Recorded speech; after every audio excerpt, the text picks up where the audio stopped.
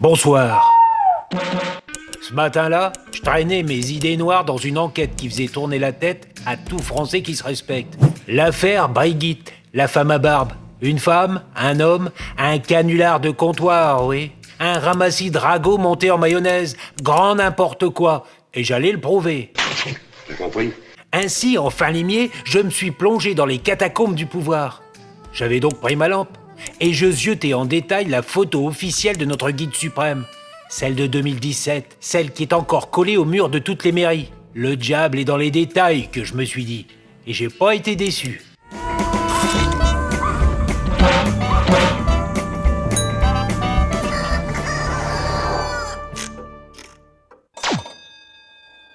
Un coq gaulois, une horloge, 2 téléphones et 3 bouquins posés là, comme des témoins sous serment. Un du général de Gaulle, un de Stendhal, l'histoire d'un jeune arriviste, ça avait bien sa place ici, et un livre d'André Gide. Non, c'est pas possible. Gide, sur la photo officielle. C'est pas un hasard, ça, si? Que j'en revenais pas. C'était aussi gros que le... de ma sœur. Je devenais dingue ou quoi? L'Élysée nous a donné les titres, ce sont des recueils de textes de la Pléiade. Il y a Le Rouge et le Noir de Stendhal et Les Nourritures terrestres d'André Gide. Confirmé par l'Élysée. Même si les nourritures terrestres à la Pléiade, ça n'existe pas tout seul. Il s'agit d'un volume regroupant plusieurs œuvres de Gide. C'est un point de détail. Mais enfin, Gide était quand même sur la photo officielle. André Gide, vous m'entendez mes grognards? Gide, prix Nobel de littérature 1947, mais aussi l'un des plus gros fils du siècle dernier. C'est dans tous ses bouquins. Je peux pas vous lire d'extrait, sinon ça va faire. Il s'en revendiquait et militait pour le droit d'aimer les jeunes corps, liant par là honteusement homosexualité et pédophilie. Bon bourgeois, il écrivait « Famille, je te hais ». Et en même temps, il allait faire ses courses au Maghreb. 11, 12, 13, 14, 15 ans. Les lettrés de salon l'adoraient, ça leur donnait l'air subversif, sans quitter le velours de leur fauteuil. Gide, l'un des premiers à parler de la libération des enfants. Il sera très à la mode après 68 avec les gauchistes, parce qu'il était interdit d'interdire dans les gosses par exemple. André Gide, c'est un peu le grand-père de tous les saligots de gauche qui signaient des pétitions pour légaliser cette perversion. C'était quand même une drôle de période. J'aime ou jusqu'à 17-18 ans, après je commence à me méfier. Vous savez, quand une petite fille de 5 ans et demi, commence à vous déshabiller, c'est fantastique. Une fille très jeune est plutôt plus gentille, même si elle devient très très vite hystérique et aussi folle que quand elle sera plus âgée. De m'embrasser, moi me laissant faire, il n'est pas si mal, l'ami de mon père. Alors comprenez bien que de voir un livre de ce dégoûtant sur cette photo officielle, qui a été retravaillée, retouchée, validée, etc., moi ça me... Non vraiment, ce Lascar était aussi clair que de l'eau de vaisselle. En plus, ils vont de pair. Et tout est flou chez ces deux palmipèdes, depuis le début. Et là, vous vous dites vie privée.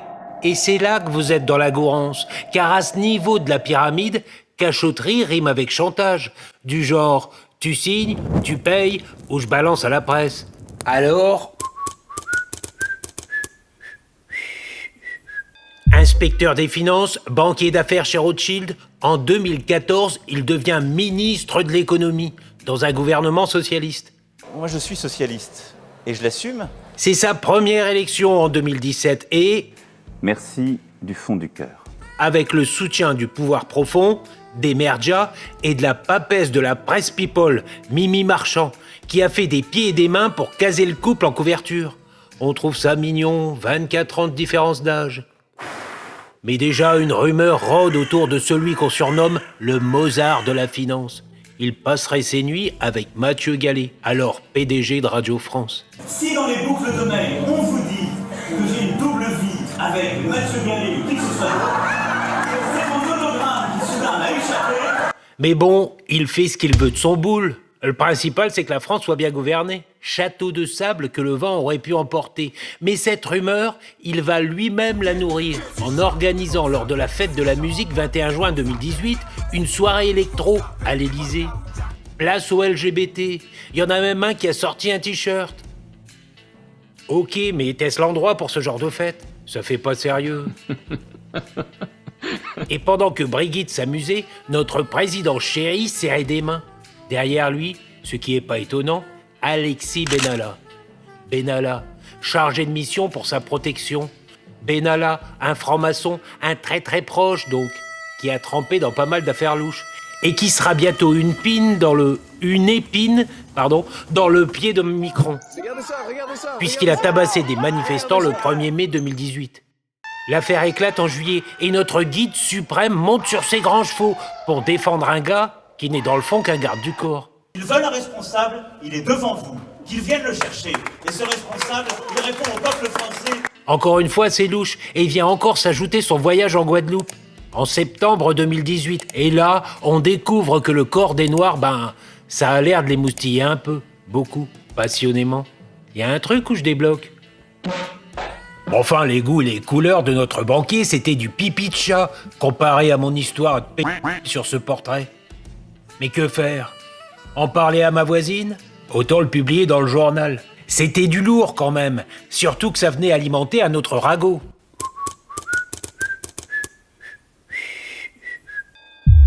À partir de 2021, une autre rumeur vient se greffer sur la première.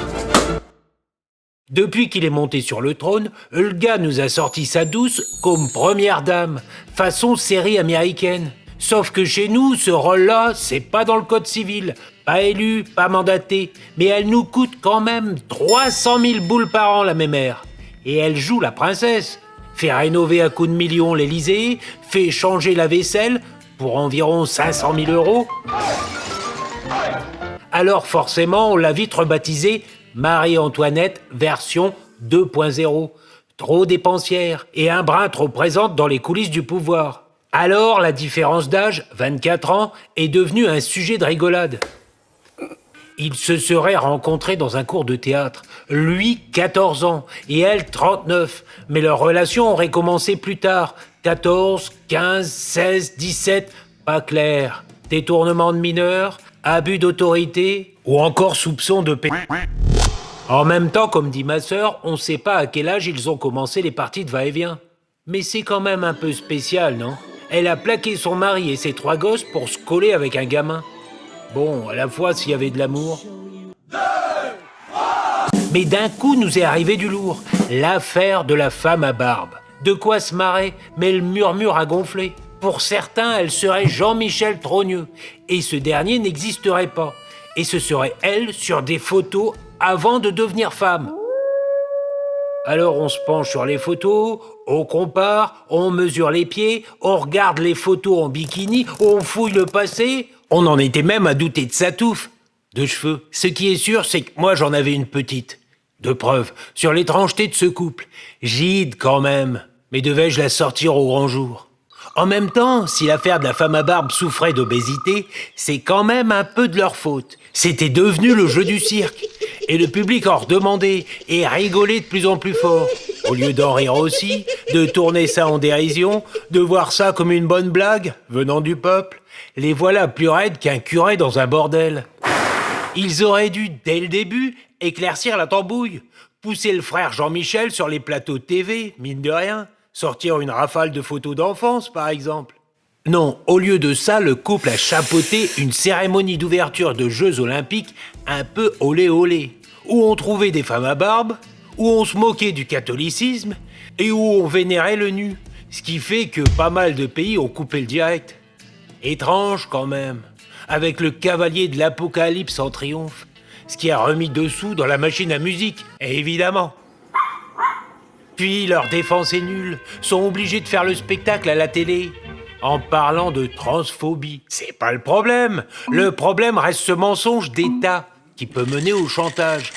Puis des procès à répétition qui n'ont pour l'instant jamais été gagnés. En octobre 2025, une autre procédure concernant le cyberharcèlement et la propagation de rumeurs. 10 personnes accusées, un peu prises au hasard. Un procès aura lieu au State aussi, sans doute en 2026, et il est prévu qu'elle apporte des preuves scientifiques. Alors peut-être qu'on aura le droit à un dessin, ou à un striptease de la mémère. On sait pas, mais ce qui semblait être une bonne blague, ils ont réussi à en faire une affaire d'État. Cette histoire ridiculise la France. Ben, c'est peut-être pour ça qu'ils ont été programmés, détruire la France. Ou alors c'est un moyen de cacher un secret encore plus gros. Ou alors, plus simplement, ils utilisent l'affaire de la femme à barbe comme exemple de diffamation, pour bientôt censurer la liberté relative sur Internet. Et je tournais en rond, pendant que la France continuait sa route vers sa fin programmée. Et d'un coup, j'ai pris la décision de ne rien dire à personne et de jeter ce portrait dans les poubelles de l'histoire. Alors, pourquoi ce p*** sur la photo officielle? Bah si vous avez la réponse, vous pouvez aimer, vous abonner, laisser un commentaire, c'est sans danger, même si vous êtes mineur. Allez, à la revoyure.